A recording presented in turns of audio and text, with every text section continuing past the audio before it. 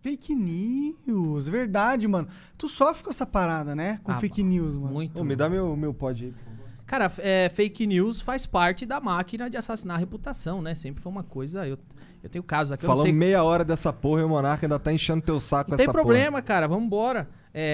Posso falar ou tá... Claro, Eu não, quero não, que você você fale. tem- O Igor tá querendo Eu salvar passei o por casamento. algumas fake news, cara, que até hoje, por exemplo, o pessoal acha que eu falei coisa que eu nunca falei. Uma delas é que eu teria chamado uma doadora de leite de vaca. Isso é mentira? Nunca aconteceu na vida. O caso foi o seguinte, cara. Eu tava na Band, no Agora é Tarde, Ah.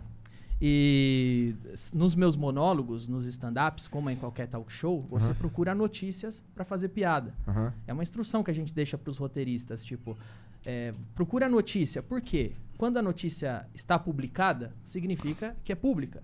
Nós não estamos invadindo privacidade de ninguém. Quando alguém tem uma foto e publica, é pública, Sim. né? Daí vem o nome, publicar público. Então, os roteiristas sempre procuram notícias para fazer piada.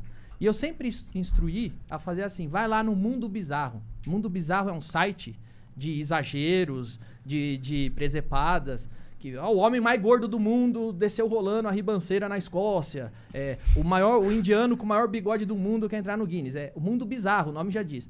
E aí tinha uma notícia no Mundo Bizarro que dizia o seguinte, que brasileira quer entrar no Guinness como maior produtora doadora de leite do mundo. Essa notícia, ela não tinha o viés dramático nem o viés filantropo. E era uma notícia que já estava virando meme. As pessoas estavam comentando essa notícia.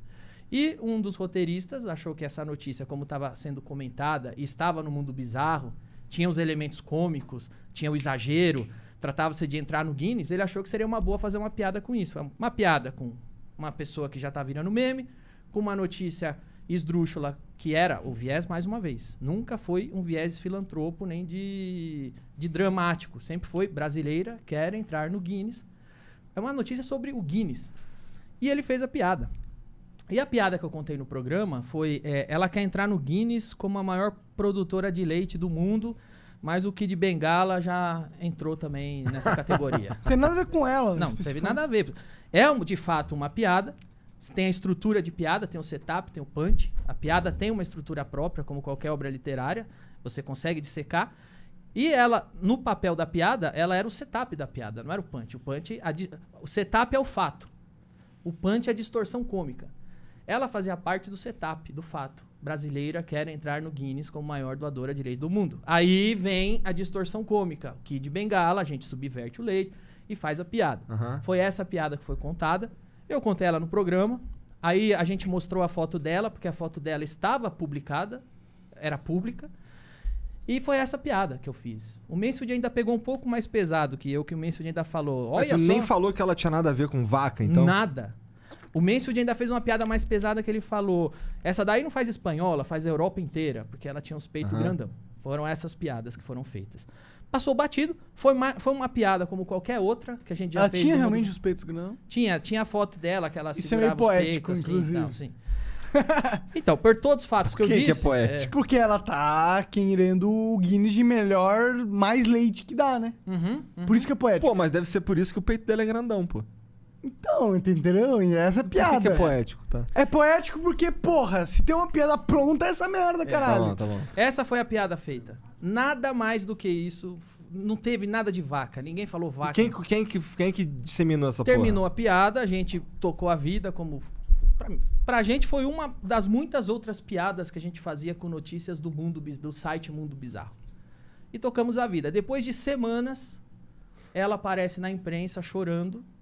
E na Carta Capital, foi a primeira revista que deu a manchete, Danilo Gentili chama a doadora de leite de vaca. E aí ela aparece chorando. Tinha que ser na Carta Capital. Foi lá que começou. Ela aparece chorando, dizendo que agora, por minha culpa, eu a chamei de vaca. E as pessoas estavam chamando ela de vaca, o leite dela secou. E na real, ela só era uma filantropa que ajudava crianças. Aí a notícia mudou o viés. Não era mais quer entrar no Guinness. E sim, é uma filantropa nordestina, pobre, vítima, que sofreu uma exposição, humilhação. E ela estava chorando, dizendo que eu a chamei de vaca. E aí eu mandava o vídeo, falava, ó, este é o vídeo da piada. Em nenhum momento eu disse vaca. A piada é essa, não é nem com ela, é o Kid Bengala. Cara, isso foi pra Folha de São Paulo, isso foi pra Isto É, e todos os lugares noticiou que eu chamei uma doadora de lei de vaca. Isso nunca aconteceu. A partir do momento que essa é a narrativa, que essa é a manchete, já existe uma pressão. Se eu ganhar esse processo, nossa... O juiz tá fudido. Não, já existe essa pressão que, porra, claro, a história que foi contada é a seguinte. Ela tava fazendo caridade, doando leite, ajudando crianças. Eu apareci lá e falei, olha que vaca! Vaca. Sim, nesse contexto eu seria um bosta. Mas não foi esse o contexto, não foi isso que aconteceu. Mas essa foi a versão que ficou. E a gente põe o DVD no processo, eu mando pros jornalistas, tá aqui a piada, não tem vaca. Por que você não faz a manchete? Fez piada com o Kid Bengala, essa é a piada. E virou essa narrativa. Eu tenho muitas outras, cara, que eu já passei. Por exemplo, eu me lembro que eu tinha uma série politicamente incorreta, foi pro ar pela FX em 2014. Eu fazia o papel de um deputado xarope, que só fazia merda, falava merda.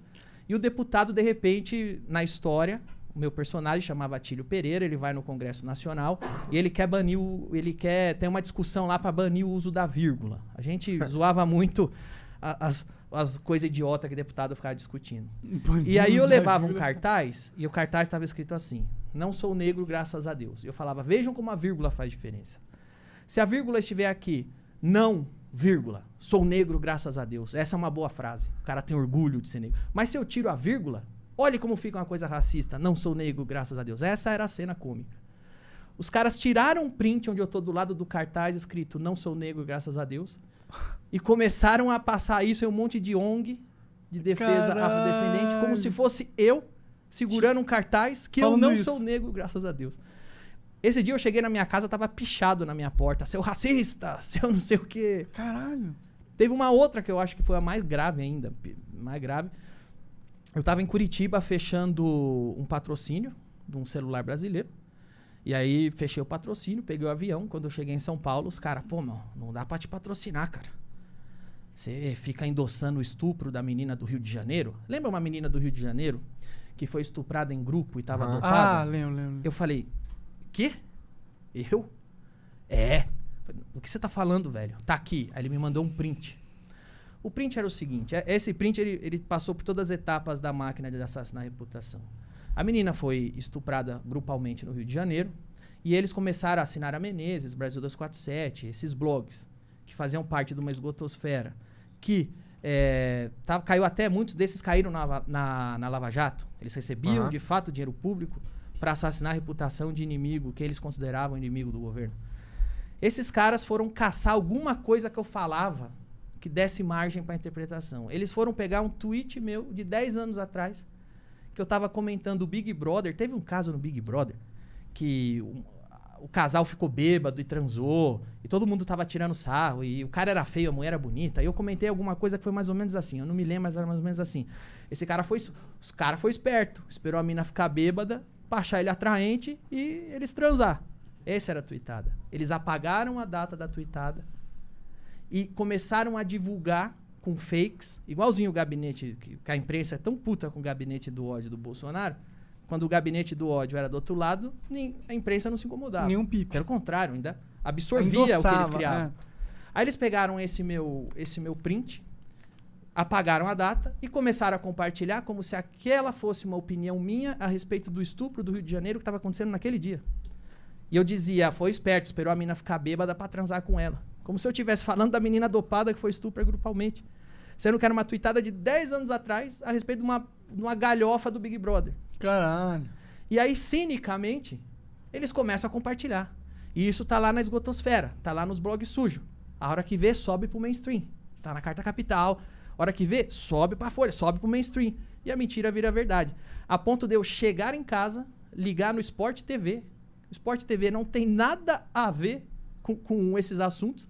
E o Trajano tá falando. Inclusive, o Danilo veio aqui um tempo atrás e faz apologia ao estupro. Olha a máquina. Onde começou e onde parou. Isso a gente sofreu muito. Tem muita gente que simplesmente não vai ver realmente qual é da informação. Jamais. Os caras trabalham com manchete. Ninguém lê a notícia.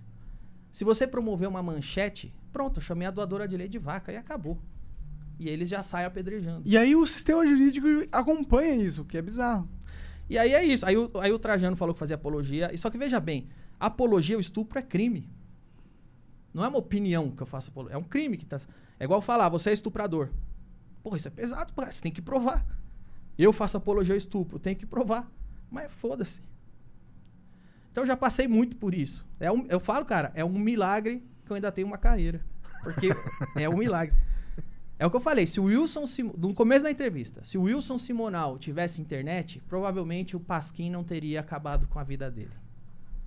Você atribui à internet a sua imunidade, então? Eu atribuo a internet ao megafone, porque quando eu vou e falo, pessoal, vejam aqui, apagaram a data do print. Olha essa mentira. Vejam aqui, eu não chamei ela de vaca. Aí você fica com as pessoas. Você tem um contra-ataque. Você tem pelo menos as pessoas que se importam com a verdade e vão pesquisar.